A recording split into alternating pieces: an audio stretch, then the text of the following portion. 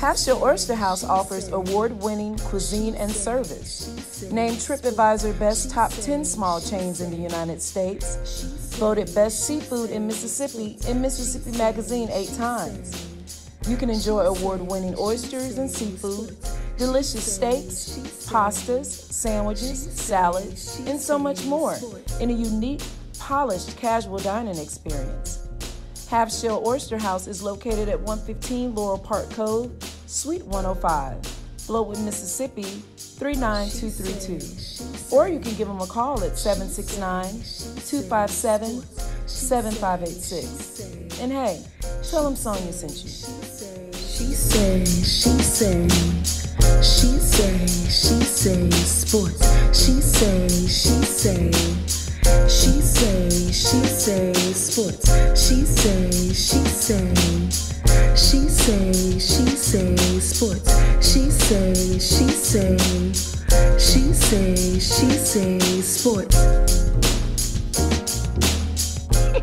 Hey y'all, it's your girl Sonia, and welcome back to She Say Sports. Please welcome back co-host of Dr. Cavil's Inside the HBCU Sports Lab and play-by-play announcer for Prairie View University, Charles Bishop. What's up, Bish? Hey, what's going on, Sonia? Thank you for welcoming me back. Enjoy it every time I come on. This is I call it home away from home. Absolutely, a home away from home. And bear with me. I may sound drainy because I got sinus, ear infection type stuff going on. So I'm trying to get over it. So, and speak up. One ear is, yeah. Hello. You know what? I shouldn't have told you. So, Charles, GSU, I might say, in YouTube, had a pretty good season so far, despite the bumps. In the road for the first year, Coach T.C. Taylor. The Tigers are 7-3, and he's the first year head coach since Coach Judge Hughes in 1999 to have won 7 games in his first season. Congratulations, Coach. I think that's pretty good. What are your thoughts on the Tigers so far, as well as Coach Taylor's first year? I think when you take a look at it, especially with regards to the roster churn that has happened on Jackson State's roster, it has been a tremendous year, and you've got some signature wins sitting out there. Took a special note of wins when you take a look at going to an arch rival like Southern, going on the road and getting that win. That was huge. And I tell you what, going to Mobile, taking on a tough Alabama A&M team, I think to start the year off, South Carolina State, it has proven that they're no pushover. So I think there have been some great wins along the way, and it has been a banner first year for T.C. Taylor. I'm really excited about where he can take this program, give him another year to recruit and get some more guys that he thinks can help this program out. I think the sky's the limit for Jackson State football. Yeah, I totally agree. We also got our first female kicker this season, Leilani Armenta. She became the first woman to score in an FCS HBCU game, connected on 3 extra points in the Tigers' 40-14 victory over Arkansas Pine Bluff. Could this start of female kickers in HBCU, could that be a trend? That's an interesting question because I had an opportunity to cover the SWAC soccer tournament. And let me say that there are a lot of young ladies with some very strong legs. I think given the right set of circumstances and whatnot, you could see coaches look, towards the soccer team to see if there's another strong leg, especially when you've had injury type situations, especially the way they've had it at Jackson State this past year. Right. It was great that Coach Taylor could look elsewhere, to look within the student body, to look on the women's soccer team, and he found a couple of individuals to fill the gap, but nothing short of historic with regards to Leilani Armenta coming on to this Jackson State football team. And as you well know, I've watched Jackson State football all my life. So many of us have. We've grown up with it. And this was definitely a first, 2023, and hopefully it won't be the last time. I agree. Congratulations again, Leilani. I wish her well in soccer, and hopefully as one of our kickers on the team. So, Charles, you know what this week is. It's Soul Bowl week. The memes, the back and forth between Jackson State and Alcorn has been pretty funny and intense in some cases. As you know, we will host Alcorn Braves this Saturday at 2 at the Memorial Stadium. And this is our biggest Mississippi rival. It should be a good game. It should be a good game. The Tigers are third in the East with 7-3 wins, and the Braves are second in the West with a 6-4 record. The Braves were crushed by Texas Southern on Sunday, 38-10, I believe, and the Tigers were on a bye week. Who comes out on top for this game, Charles? This is going to be a tough team, a tough game because both teams really look a lot like each other. I think up until that Texas Southern game, Alcorn, you can make a good hard argument was one of the hotter teams in the SWAC, and I think the loss to Texas Southern caught everybody by surprise. And to be very honest, Texas Southern dominated that game. 21 unanswered points there in the second quarter. But prior to that game, you look at the totality of Alcorn's offense, very balanced. You're talking about a young man in Aaron Allen who has been tremendous, second in the SWAC in passing. Jarvin Howard, everybody knows how hard a runner he is. Nico Duffy, Monterio Hunt, they have weapons. Unfortunately, they stubbed their toe. And now their destiny is not quite in their hands this upcoming weekend. But you throw all that out the window. It's Jackson State, it's Southern, it's the Soul Bowl. You and I saw you. We've grown up going to this game, and you expect nothing short of a Herculean effort by both teams because it is so much on the line when these two teams get together.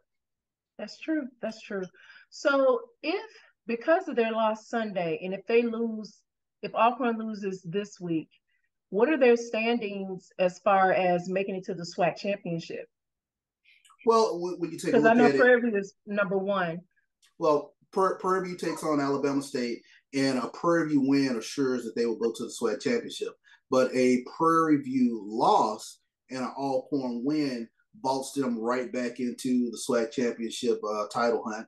And then if you have a Prairie View loss and an Alcorn loss, guess who is sitting outside the gate looking and waving their hands like, okay, we'll everything comes down to the Bayou Classic. Grambling is sitting out there. So you got a lot on the line this weekend with regards to at least Prairie View controlling their destiny by virtue of their win over Alcorn back in September. So a lot on the line this weekend. There'll be a lot of scoreboard watching. Make sure you listen to your PA announcer because they will have to update you on some scores. Both games kick off at 2:00.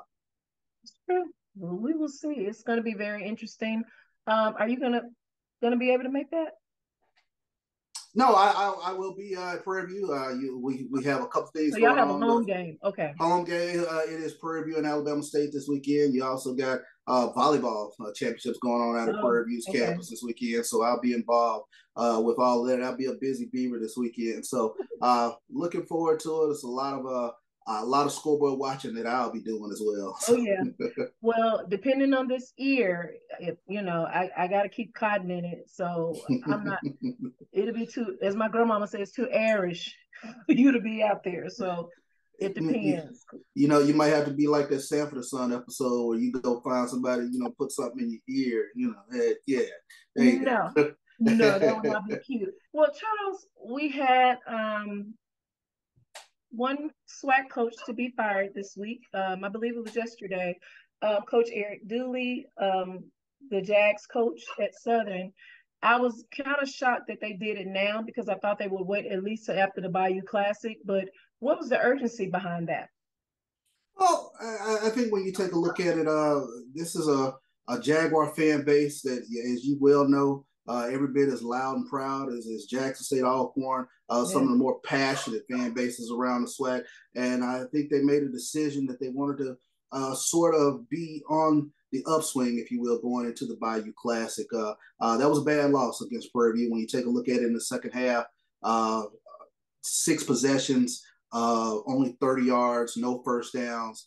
And it's been, Southern has kind of been in the offensive doldrums for the better part of the season. And that didn't bode well, especially when you talk about a coach who sort of made his mark in this conference as an offensive coordinator, championship level coach in terms of what he was able to do at Arkansas Pine Bluff, at Grambling, at Prairie View. Coach Eric Dooley has always been known for his prolific offenses.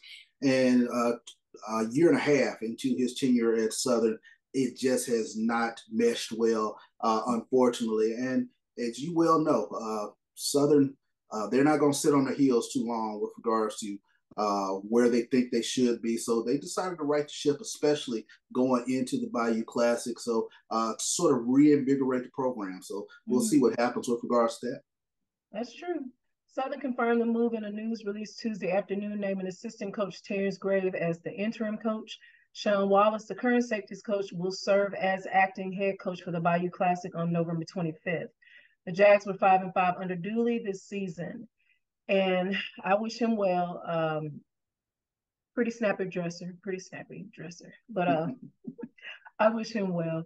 And I know we usually talk swag talk, but it was a couple of more firings of head coaches this past weekend.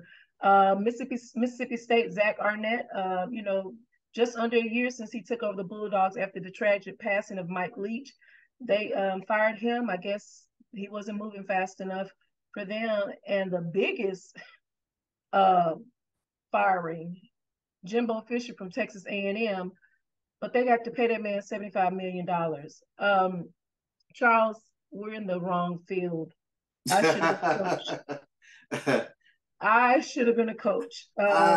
I tell you, it has been lucrative, especially when you have a donor base that is ready to move forward. And you're talking about a couple of programs, especially when you talk about with regards to Texas A&M, that their donor base means business, and they didn't feel like Texas A&M was moving in the right direction with Jimbo Fisher.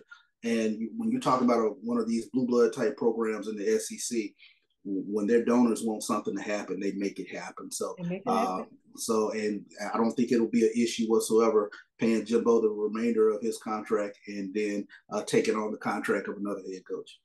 But listen to this. Now, I'm trying to understand how he even got that contract. Fisher went 45-25 and 27-21 in an SEC, never winning more than 9 games in any season. The Aggies are 6-4 with 2 games left, coming off a 51-10 victory against Mississippi State this past Saturday. So his record was not like so amazing, but like you say, when those donors want somebody or want something, they get it done. It doesn't matter. And I guess they felt like, he could get the job done, but apparently he could not. Well, you got to remember with regards to Jimbo, he was very in demand when Texas A&M went out and got him. So it was almost Texas A&M wanted to beat another team to not cause a bidding war, if you will, which sort of quasi ended up happening. But they paid him on the promise of restoring Texas A&M to some national level of prominence, especially taking a look at what he had done with Florida State. And you can't compare the athletic budgets of Florida State and Texas A&M. No. So they thought with more resources, Jimbo would be able to definitely build a program that will be perennially within the top 3 of national prominence, and it just has not come to pass. Well, should they have given him some time then? If, with that type of price tag, I understand. I know what you're about to say. Go ahead. I tell people we're not in that day and age anymore. We're not in that day and age where coaches perennially are at institutions, 5 to 10 years or more. It takes a lot. And like I said, for the expectation of that Texas A&M fan base, for them to consistently think that they were to fight with the Alabamas or the Ohio States of the world, they just simply didn't get a return on investment with Jimbo, and they made the move. That's true. They made a move, all right. Jimbo goes home with the $75 million check.